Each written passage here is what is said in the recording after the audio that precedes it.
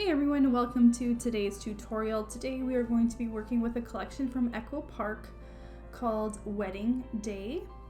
Obviously this is a wedding themed paper pack, and I'm also going to be including the chipboard phrases, the ephemera, and the enamel dots to add on to the 12x12 collection kit, and we are going to be making 4 pages today.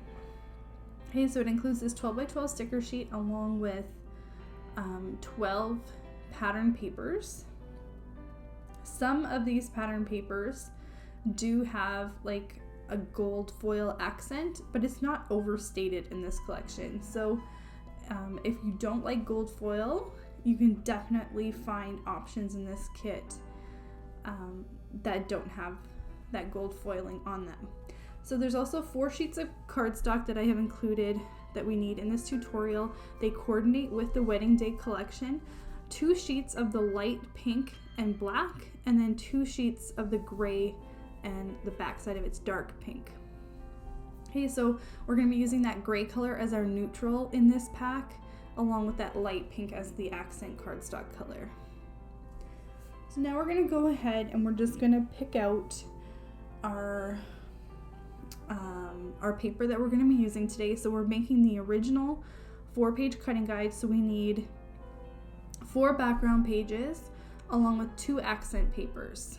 Okay, so one of the accent papers, you are going to need it to be good on both sides, because on one of the pages you're actually going to flip over the one accent paper and use it on the front side of its original side. Okay, so here I sort of, like all these papers right now are kind of turned the way that I like them.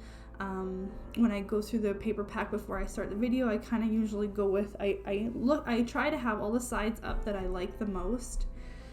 There is a green kind of colored accent in this collection, but I didn't want to showcase it. I liked this pink color much more. So here I pulled out the 2 word papers in this collection, and I'm deciding which one I want as an accent paper. And that one that says Mr. and Mrs., I really like the back side of it better, and that is my accent paper that I need to be able to use on both sides. So I'm using that Mr. and Mrs. paper as an accent paper. Okay, so this plaid paper here, I really love it. It has the gold foil accent, and I'm going to use that as a background paper on my pages.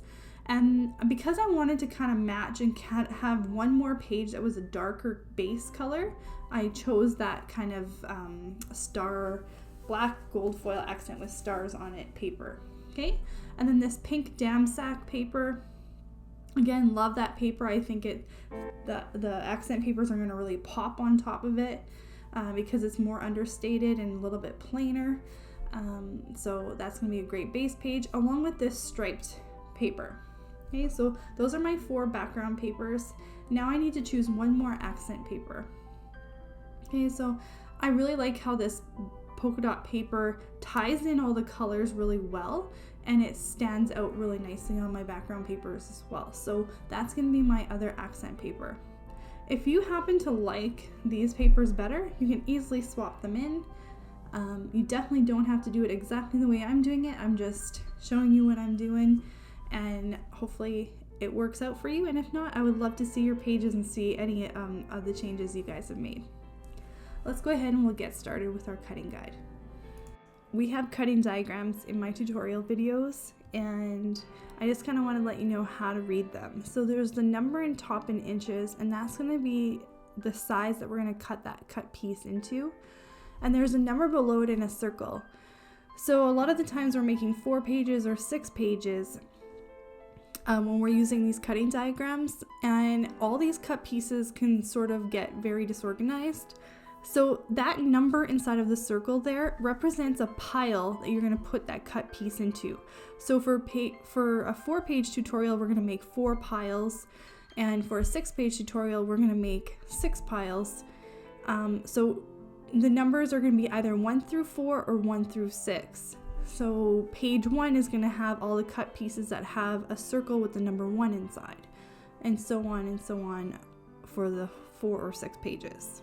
So now we're going to go ahead and take all pieces of our cardstock and we are going to cut 1 inch in, 1 inch from the top and 1 inch from the bottom, and we're going to make a straight line on all 4 sides of each of these pieces of cardstock. What we're basically doing is cutting a 10 by 10 inch square out of the center of this piece of cardstock.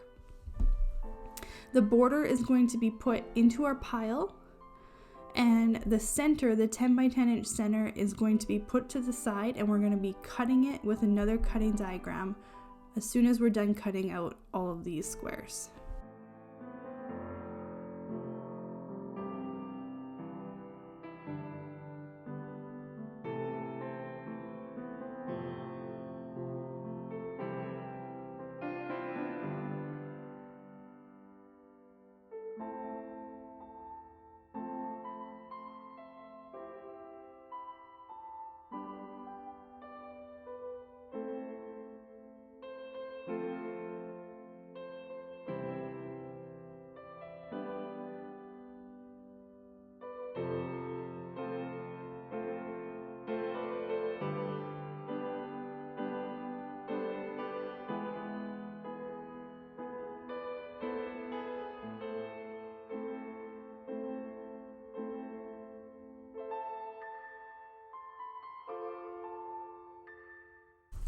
Now we're going to go ahead and cut the backgrounds for our pages. So we are going to be cutting the barcode strip off along with 1/2 inch, and then 1/2 inch on the other side. So we're going to be making an 11.5 inch by 11.5 inch square for all of our background papers.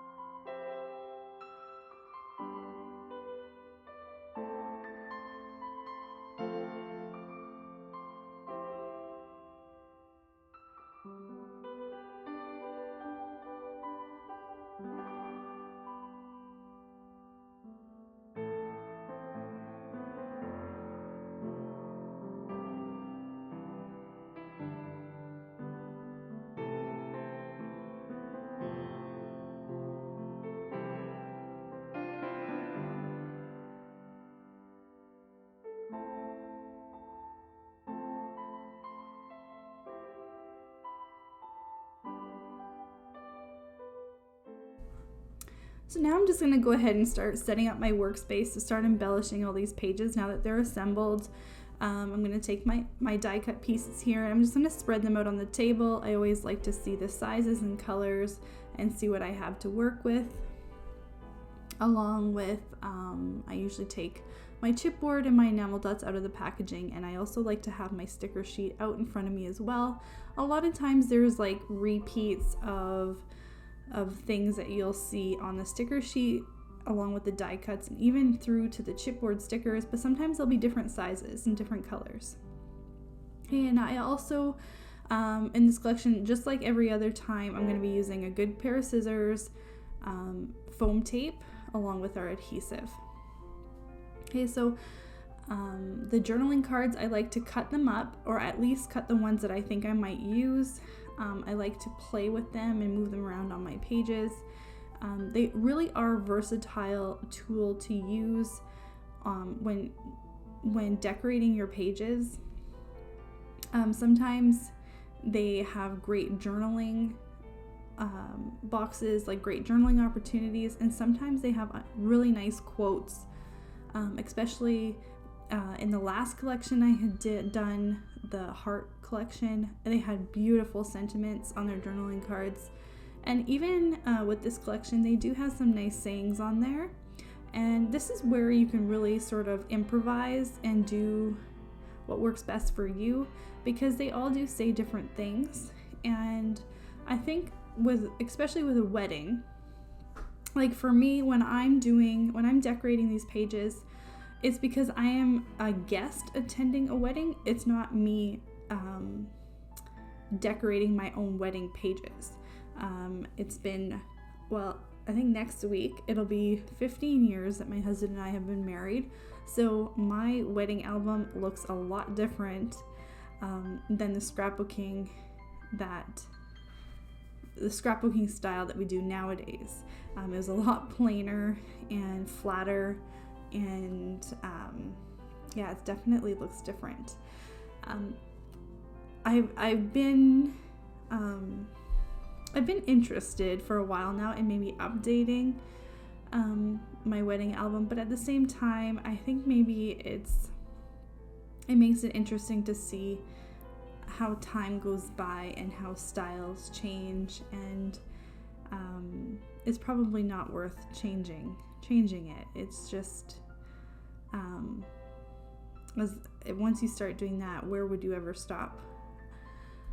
So here I use a combination of the chipboard stickers along with the die cuts, and I'm just creating, so by what I did is I took that 4x6 photo, and instead of lining up that photo area with the 3x4 photo area, I offset it a little bit. So the 4x6 photo and the 3x4 photo don't line up, because I figured if I offset the two pictures, I could create a cluster or embellishment opportunity on the left side of my 4x6 photo and on the right side of my 3x4 photo area, and kind of go at a diagonal between the two pictures like that, and kind of create a cluster to tie, and those two clusters will sort of in themselves tie those two photo areas together. Okay, so down here at the bottom, I stuck that L directly onto the page, and then I popped up the OVE to make that love word, and then I'm framing around it with some smaller accents and some of these enamel dots. So with the enamel dots, I like to make a triangle with 3 different colors, and sometimes I like to use 3 mini ones and make a straight line, and that's my favorite way to use enamel dots right now anyways. Okay, so for our second page that we're working on here, which is actually page number 4, again, I wanted to kind of leave an area underneath that 4x6 photo area as a title area, or just another opportunity to put embellishments. So I offset it a little bit. I put it a little bit higher than that 3x4 photo area, and a lot of times when you put a 4x6 photo and a 3x4 photo on a page, you kind of create a corner, and in those corners I like to sort of tuck in the base of my embellishments, so because I usually like to make a cluster in those kind of corners. So that's kind of what we were doing with this page. I used a journaling card that had a nice sentiment on it, and But there is definitely other opportunities if you don't want to use sentiments like that. You could easily swap this out with your own 3x4 journaling card. Like you could print out your journaling on a 3x4 cardstock, or you could just put your own journaling in there. Okay, so again here I'm just framing that forever and always titling with some flowers. And I also popped up this little banner that says True Love, and then our love story is also popped up. So everything that with this collection, for the most part, if it's not a chipboard piece, it's gonna be popped up. And then I'm finishing it off with some of these enamel dots here.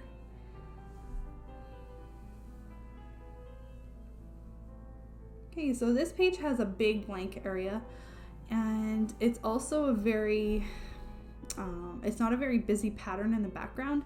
So you have a lot of opportunities here to do a lot with embellishments because you're really gonna see them.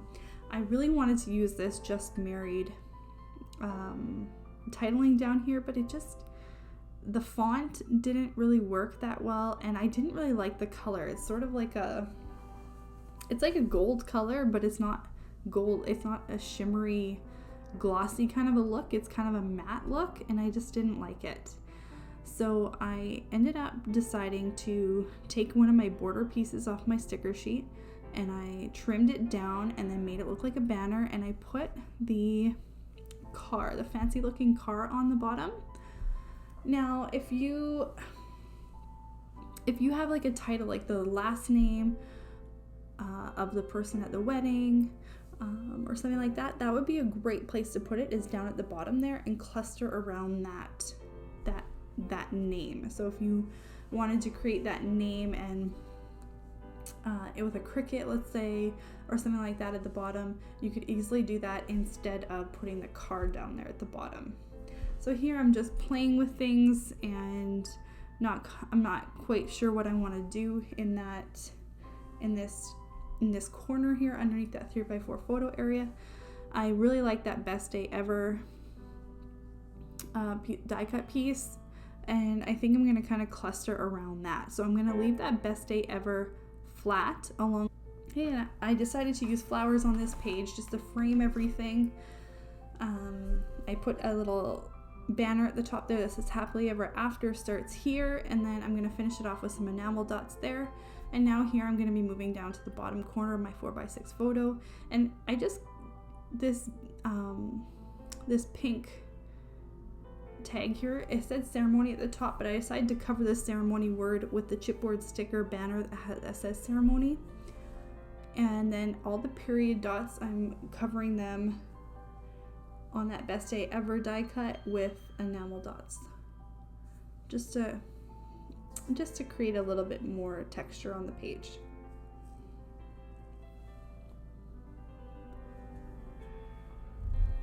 Okay, so for our last page here that we're going to be working on, this is our first page, and something that I like, this page normally has 2 4x6 photo areas there instead of a 5x7 photo, but I thought for a wedding it'd be nice to have one larger showcased photo on the page. Usually at a wedding there's like a standout picture, so I really wanted that for this page. So for me, this is about visiting a wedding, not my own wedding. So here I'm popping up this and sticker. So it's gonna kind of look like it's in the middle of the page for now. But when I go to do my titles and my journaling later, I'm actually going to put the name of the bride and the groom underneath that 5x7 photo area. And here, because I'm planning to do that, I'm not putting anything around that end sticker because I want to put their names there. So I'm just going to create like an area of embellishments underneath that area.